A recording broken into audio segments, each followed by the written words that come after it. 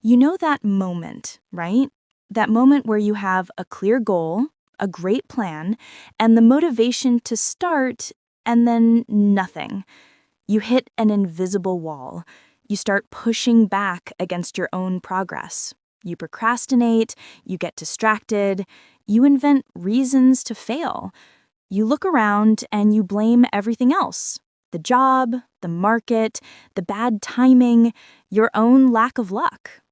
But what if the roadblock you're fighting isn't external? What if it's the most intimate, personal, and powerful form of resistance there is?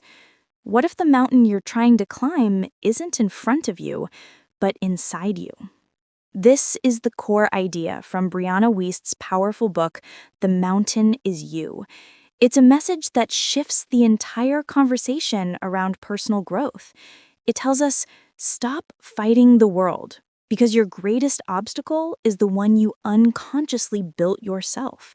But here's the empowering part: the person who built it is the only one who can tear it down.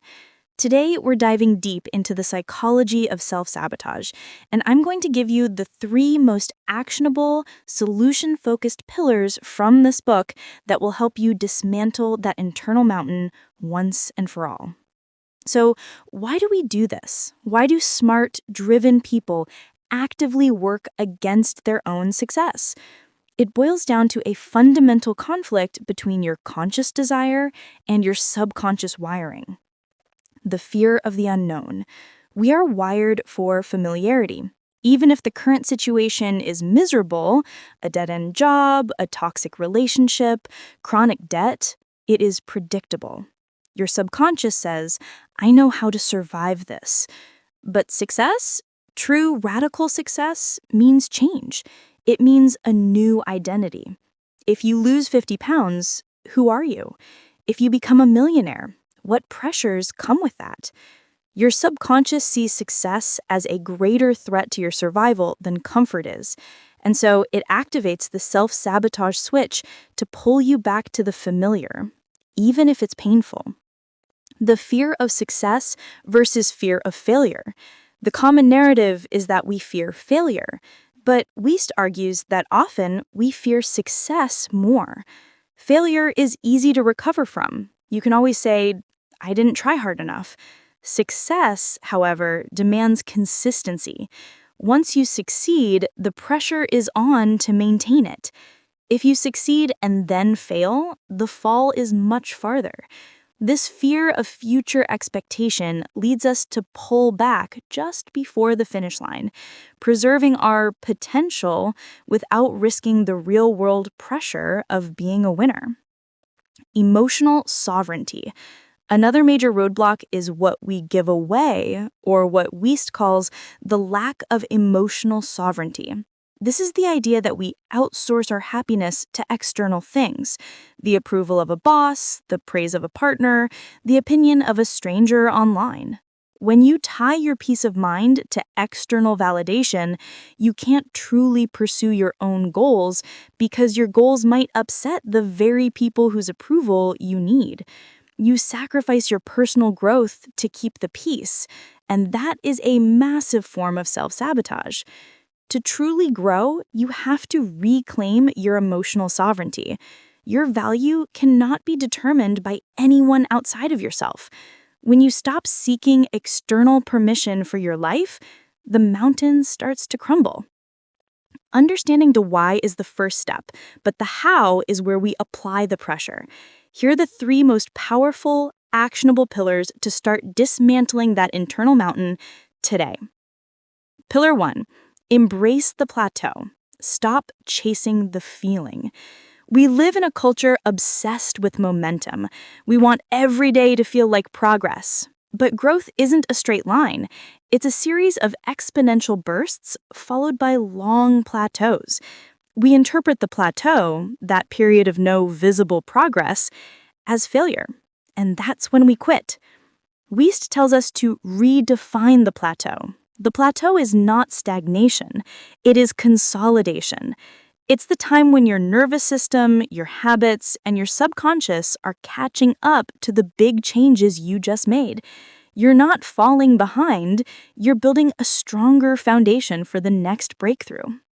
The action here is simple. Commit to the process even when it feels boring. Do the routine work on the days you feel nothing. That commitment to the boredom is what separates the winners from the quitters. Pillar 2. Practice cognitive reframing. Change your default narrative. The mountain is built on a narrative. You tell yourself a story about who you are and why you can't succeed. I'm not good with money. I'm bad at public speaking. I'm just not disciplined. These are not facts. They are old, programmed narratives. The action is to use cognitive reframing. The moment you hear that negative narrative, don't argue with it, simply reframe it. If the thought is, I'm going to fail this project, reframe it to, I am currently focused on the challenge of this project, and I will succeed because I'm focused. If you feel like a messy person, reframe it to, I am a person who is currently practicing tidiness.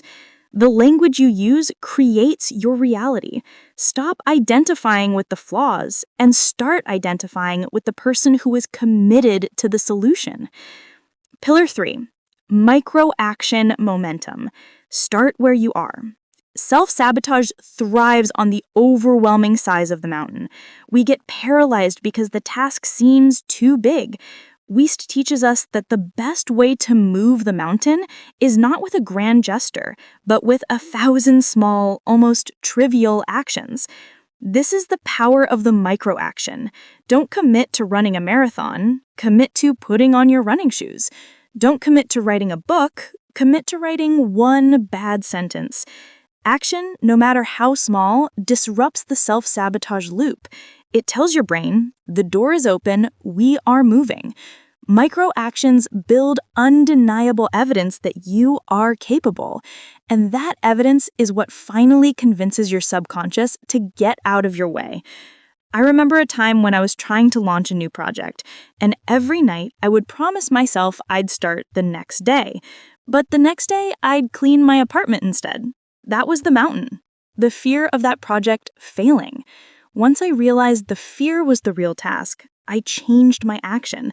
I didn't commit to launching. I committed to only writing the title of the project, a 5-minute task. It felt trivial, but that single micro-action broke the paralysis. The mountain didn't disappear, but I found the path around it. Your mountain is unique to you, but the tools to dismantle it are universal. It is the fear of success, the fear of consistency, and the fear of letting go of the familiar. Stop waiting for external forces to change your life. Stop waiting for the mountain to move. The true work, the only work that matters, is the internal work.